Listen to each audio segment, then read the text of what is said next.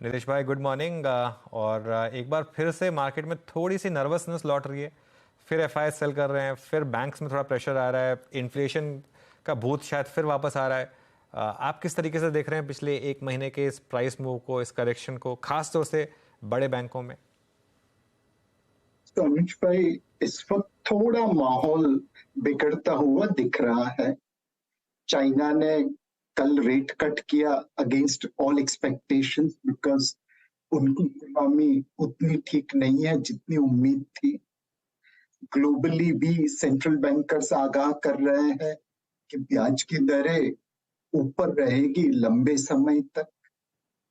Plus हमारी economy में भी अगर देखें पिछले 10-15 दिन के न्यूज, मॉनसून सरप्लस से डेफिसिट में आ गया, महंगाई वेजिटेबल प्राइस की वजह से थोड़ी आगे बढ़ी है।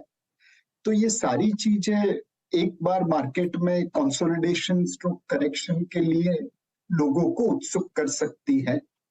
मेरे हिसाब से कोई भी मार्केट हमेशा एक तरीके से तो मूव नहीं कर पाएगा, उसमें उतार चढ़ाव बने रहेंगे, बट हर करेक्शन एक निवेश करने का मौका जरूर देगा। ओके। नहीं, मेरा सवाल, मैं अभी बैंकों पर ही रह रहा हूँ। फिर तो करेक्शन आप बोल रहे हैं कि एक बाय करने का मौका देगा, क्या बैंकों में वो मौका ऑलरेडी आ गया या अभी और करेक्शन की थोड़ी सी गुंजाइश है यहाँ पर, नीलेश भाई? शॉर्ट टर्म में अनुज भाई कहना मुश्किल है मार्केट कहाँ तक नीचे जा सकता है। एक बहुत अच्छा कोट है कि market can remain irrational more than you can remain solvent. ये जितना तेजी में एप्लीकेबल है उतना ही मंदी में भी एप्लीकेबल है। बट मेरे हिसाब से अगर हम लॉन्ग टर्म रुख से बैंकों को देखें तो बैंकिंग लिक्विडिटी काफी अच्छी है, उसका बेनिफिट उन्हें डिपॉजिट ग्रोथ में मिलता रहेगा। क्रेडिट की डिमांड काफी अच्छी है, पहले सिर्फ रिटेल बोरो करते थे, अब कॉर्पोरेट क्षेत्र में भी बोरोइंग दिख रहा है। ऊपर से एनपीए डिकेडल लो लेवल पे है, स्प्रेड्स बहुत ऊपर थे तो थोड़े कम जरूर होंगे लेकिन फिर भी काफी अच्छे रहेंगे। ये सारी चीजों को अगर मिला के देखे तो करेक्शन में बैंकिंग क्षेत्र लेने जैसा लगता है।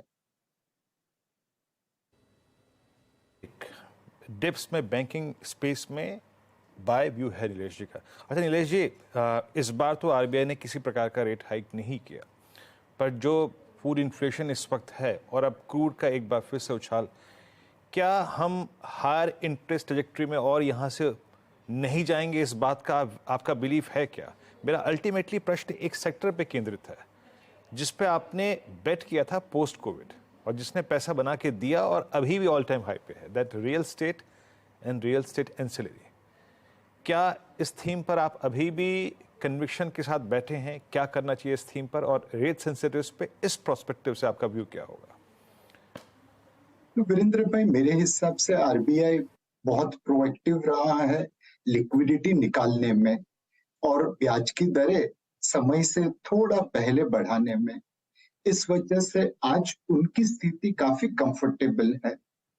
हालांकि लास्ट मंथ में इन्फ्लेशन 7% से ऊपर आया, अगले महीने में भी इन्फ्लेशन 6% से ऊपर रहने की उम्मीद है, बट ये एक सीजनल वेरिएशन है। बारिश बहुत ज्यादा हो गई, सप्लाई चेन डिसरप्ट हो गई और वेजिटेबल प्राइसेस बढ़ गए।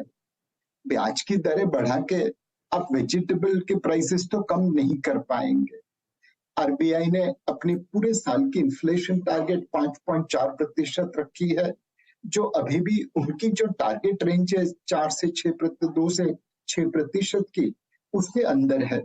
तो मेरे हिसाब से आरबीआई डेटा को देखेगा, अगर इन्फ्लेशन नंबर्स आने वाले महीने के बाद वापस नीचे की तरफ आने लगेंगे तो शायद वो ब्याज के दरों में बढ़ोतरी नहीं करेंगे।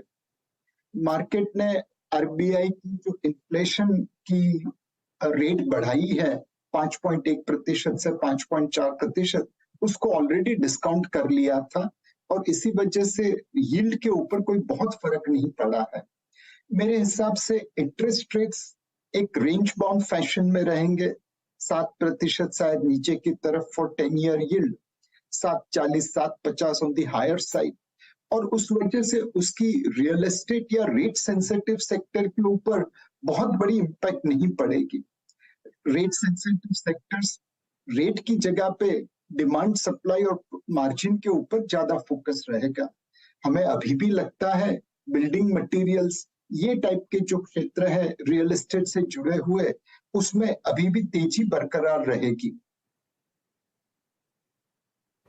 ओके, अभी भी इस स्पेस में तेज़ी रहेगी और मानते हैं नीरज जी कि स्ट्रेंथ परसिस्ट करेगी। वाकई आई मीन पॉली कैप को देखिए, आप एस्टिल को देखिए, आप सेंचुरी प्लाई को देखिए, गजब पैसा बना है इस स्पेस में। अच्छा नीलेश जी, अप्रैल मई जून जुलाई की अवधि में एक स्पेस को हमने एक बहुत स्मार्ट रिकवरी में आते देखा और सडनली ये इंडेक्स निफ्टी फार्मा इंडेक्स अपने ऑल टाइम हाई पे आ गया और इस बार के अर्निंग्स में विजिबल था कि वो कंपनियां जो कि अपना रेवेन्यू का एक सब्सटेंशियल पार्ट यूएस से लेके आती है वो बहुत अच्छा कर रही हैं। तो जो लोग इस बार इस रैली में निवेशित रहे, पैसा कमाया, उनके लिए क्या मैसेज है आपका? फार्मा को कैसे देख रहे हैं आप इस वक्त? तो मेरे हिसाब से वीरेंद्र भाई, फार्मा क्षेत्र की तेजी का एक कारण यह है कि पिछले 1-2 सालों से वो चला नहीं था, तो वैल्यूएशंस काफी रीजनेबल थे। दूसरा, यूएस मार्केट में जो मार्जिन कम हो रहे थे, घट रहे थे, उसके ऊपर एक बॉटमिंग आउट प्रोसेस हो गई और हमने देखा कि कुछ कंपनी ने नए प्रोडक्ट लॉन्च ही नहीं किए डिस्पाइट अप्रूवल, बिकॉज उसमें मार्जिन ठीक ठाक नहीं था। तीसरा, यूएस में जेनेरिक मेडिसिन के स्टॉक्स बहुत कम हो गए थे, उस वजह से वहां के जो 3 या 4 बड़े डिस्ट्रीब्यूटर्स है जो पूरी मार्केट को कंट्रोल करते थे, उनके ऊपर प्रेशर आया कि आप मैन्युफैक्चरर्स को इतना नहीं निचोड़े कि वो धंधाई करना बंद कर दे, अल्टीमेटली हमें दवाई के स्टॉक्स भी चाहिए। तो ये सारी चीजों ने मिला के एक बॉटमिंग आउट प्रोसेस चालू कर दी थी फार्मा सेक्टर में, वहां से फार्मा सेक्टर्स चल पड़ा। एंड मुझे लगता है कि अभी भी इसमें थोड़ी तेजी बाकी है, वैल्यूएशंस रीजनेबल है, कुछ फार्मा क्षेत्र में एमएनए के डील्स होंगे। जनरली हमने देखा है कि जब स्ट्रेटेजिक बायर फार्मा कंपनी खरीदता है तो वो मार्केट प्राइस से प्रीमियम देके खरीदता है, उस वजह से भी एक री रेटिंग फार्मा सेक्टर में हो सकती है। नीलेश भाई, ऑटोज में अब क्या किया जाए? वो आपने जो 2 साल पहले एक बहुत शानदार एक पोर्टफोलियो बेट ली थी कि पूरे ऑटो सेक्टर का मार्केट कैप जो आपको बता रहा था कि एक बहुत बड़ी रैली आ सकती है यहाँ पर, अब सारी लेग्स फायर कर रही हैं यहाँ पर। 2 व्हीलर हो, 4 व्हीलर हो, ट्रैक्टर्स हो, कमर्शियल व्हीकल्स हो, कोई भी स्टॉक यहाँ पर अब ऐसा नहीं है जो 52 वीक हाई के आसपास ना हो। यहाँ पर क्या भी बन रहा है अब? अनुज भाई, ऑटो सेक्टर में जैसे आपने बताया कि पिछले 1.5-2 साल में बहुत अभूतपूर्व तेजी आई है और वो जो सारी चैलेंजेस थी सप्लाई की, रॉ मटेरियल प्राइस की, वो अब पॉजिटिविटी में कन्वर्ट हो चुकी है।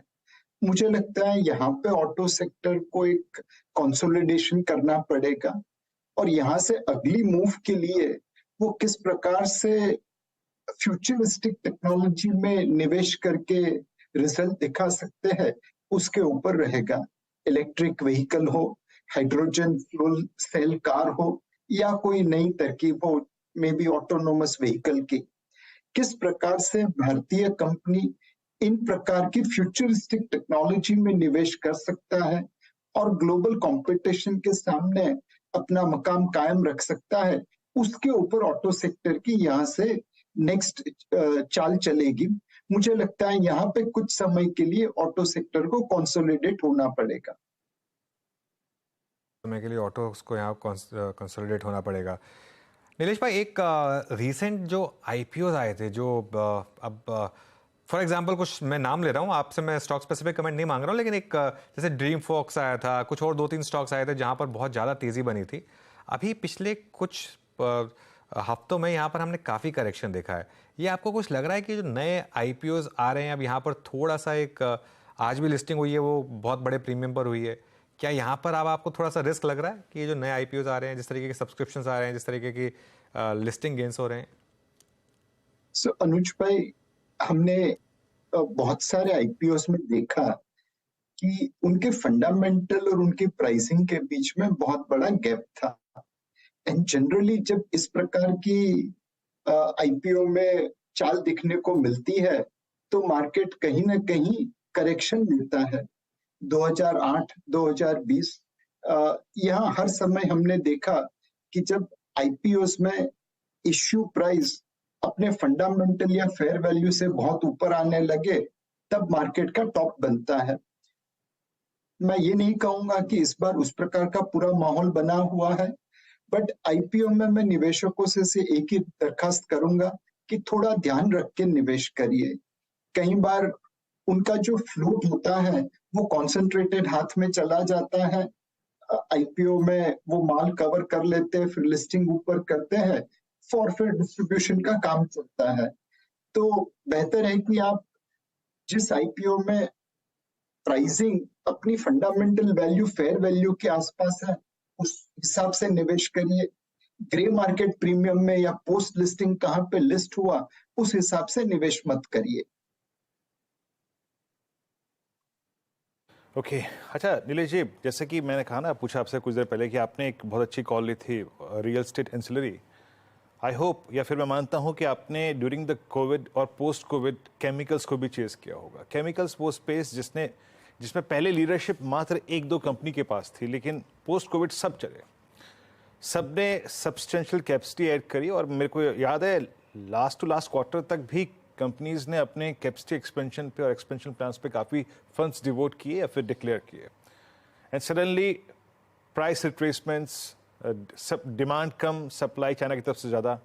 आप केमिकल स्पेस में क्या कर रहे हैं? जो हायर लेवल से प्रॉफिट बुकिंग आई या फिर जो रिट्रेसमेंट आया, उसको कैसे देख रहे हैं आप? क्या यहाँ से कंप्लीटली प्रॉफिट्स को कैश में कन्वर्ट करके एग्जिट करना चाहिए? अब स्थिति क्या लगती है आपको केमिकल्स की? तो वीरेंद्र भाई, केमिकल क्षेत्र में हमने बहुत पहले कहा था कि ये टेक्नोलॉजी क्षेत्र की तरह है, इसमें लंबी अवधि के लिए आप निवेश कर सकते हैं। फिर एक बार कहा था कि यहाँ पे प्राइसेस अपने फंडामेंटल से थोड़े आगे चले गए हैं, तो थोड़ा एक सेक्टर एक्सपेंसिव लगता है। किसी भी कारण की वजह से उस वैल्यूएशन गैप को पूरा होना जरूरी था। पिछले 6 महीनों में वो कारण चाइना ने प्रोवाइड किया। उन्होंने काफी केमिकल में डंपिंग की, उस वजह से ग्लोबली प्राइस कम हो गई और हमारी बहुत सारी कंपनीज को मुनाफा उस तरह से नहीं आया जितनी उम्मीद थी। मेरे हिसाब से चाइना की डंपिंग अभी भी कुछ समय के लिए चलेगी। उनकी इकोनॉमी में ग्रोथ की शॉर्टेज दिख रही है और उनकी सरकार पूरा प्रयत्न करेगी अलग अलग प्रकार की सब्सिडी देके अपनी केमिकल कंपनीज को दुनिया में सप्लाई करने के लिए। तो मेरे हिसाब से केमिकल क्षेत्र में कुछ समय के लिए अभी भी आशंका के बादल बने रहेंगे, पर जो कंपनी स्पेशलिटी केमिकल्स में है, निश केमिकल्स में है, शायद उन्हें चाइना के डंपिंग की वजह से उतनी इम्पैक्ट नहीं आएगी। केमिकल क्षेत्र में इस वक्त सेक्टर स्पेसिफिक से ज्यादा स्टॉक स्पेसिफिक निवेश करना होगा। कुछ केमिकल कंपनी ऐसी भी हैं जिन्होंने जो नई कैपेसिटी लगाई है वो बहुत ज्यादा कीमत पे लगाई है, तो उस कीमत पे रिटर्न ऑन इक्विटी शायद उतना नहीं बनेगा जितना लेट्स से पुरानी कंपनीज के प्लांट का बनेगा। तो अगेन ये एक फैक्टर भी आ जाएगा, इन्होंने किस प्रकार से कैपेसिटी एक्सपैंड की और उस कैपेसिटी पे क्या आरओई जनरेट कर पाएंगे। तो इस करेक्शन में केमिकल क्षेत्र में निश केमिकल, स्पेशलिटी केमिकल और जिनके प्लांट रिटर्न ऑन इक्विटी दे सके, बहुत ज्यादा कीमत पे नहीं लगे हैं, उसके ऊपर ध्यान देना चाहिए। बिल्कुल। वैसे मार्केट में अब अच्छी रिकवरी है इस समय, निफ्टी में लोअर लेवल से डिसेंट रिकवरी आपको इस समय दिखाई देगी। देखते हैं ये रिकवरी कहाँ तक सस्टेन करती है, लेकिन अभी के लिए यहाँ पर एक थोड़ी सी रिकवरी आपको विजिबल है। नीलेश भाई, फिर रिटेल के लिए अब इस समय क्या सलाह होगी? इस करेक्शन में वापस बाय करना है, अपनी एसआईपीज कंटिन्यू करनी है, या कोई और स्ट्रैटेजी होगी इस समय? अनडाउटेबली अनुज भाई, मैं पिछले वीक 5-6 दिनों के लिए अमेरिका घूम के आया। वहां पे ईस्ट कोस्ट के बड़े से बड़े ग्लोबल निवेशक से बातचीत हुई। एक चीज क्लियर है, आज की तारीख में इमर्जिंग मार्केट से इंडिया सिंगल कंट्री फोकस बन रहा है। बहुत सारे निवेशक चाइना और इंडिया में एक कंट्री स्पेसिफिक निवेश करना चाहते हैं। दूसरा एक जो ट्रेंड बन रहा है, जैसे MSCI Asia x Japan index बना था, जैसे जापान को एशिया से अलग कर दिया था बिकॉज उनकी मार्केट उस जमाने में बहुत तेजी से ग्रो हो रही थी, वैसे ही emerging market ex China index बन रहा है, एशिया एक्स चाइना इंडेक्स बन रहा है। ये दोनों का बेनिफिट भारत को मिलेगा। मेरे हिसाब से ग्लोबल निवेशक हर करेक्शन में भारत में निवेश करने की सोचेंगे। उन्हें भारत के प्रति बहुत अच्छी बहुत ज्यादा आशा है, बहुत अच्छी अपेक्षा है। तो हर करेक्शन में उनकी तरफ से बाइंग बनी रहेगी, वैसा लगता है। रिटेल इन्वेस्टर्स को भी मेरे हिसाब से हर करेक्शन में निवेश करना चाहिए। भारत की लंबी ग्रोथ स्टोरी है। आज हम दुनिया की 5वीं बड़ी अर्थव्यवस्था है, कल तीसरी बड़ी अर्थव्यवस्था हो जाएंगे। परसों तीसरी और दूसरी के बीच में जो गैप है उसे हम कम कर देंगे। तो ये ग्रोथ स्टोरी में रोलर कोस्टर राइड की तरह है, बीच में हमें उतरना नहीं है और सेफ्टी बेल्ट छोड़ना नहीं है। जब तक आप ये 2 चीज फॉलो कर सकते हैं, तब तक उतार चढ़ाव का आनंद लीजिए, और जब यात्रा का अंत होगा तब आपको जरूर आनंद महसूस होगा कि हमने ये यात्रा पसार की। So every correction is a great opportunity to buy. लास्ट सवाल, तो आप इतना ट्रैवल कर रहे हैं, इतना मतलब बाहर घूम रहे हैं, क्या यहाँ पर भी एंटरटेनमेंट PVR आइनॉक्स, क्या आप गए गदर देखने या OMG 2 देखने या कोई भी रिसेंट मूवी? क्या शानदार रैली चल रही है इन सब स्टॉक्स में। आई नो, मुझे मतलब मैंने आपका ट्वीट पढ़ा था अनुज भाई कि आप गेटी गैलेक्सी में गदर को देखने गए और जो माहौल देखा वो बहुत ही काबिले तारीफ था। तो बस आपके ट्वीट के बाद मुझे भी लग रहा है कि अब तो ये देखना चाहिए। बिल्कुल, देख के आइए, काफ़ी एंटरटेनिंग पिक्चर है, मज़ा आएगा आपको। नीलेश भाई, बहुत बहुत शुक्रिया जुड़ने के लिए आज हमारे साथ और बात करने के लिए हमसे। धन्यवाद। ओके, चलिए।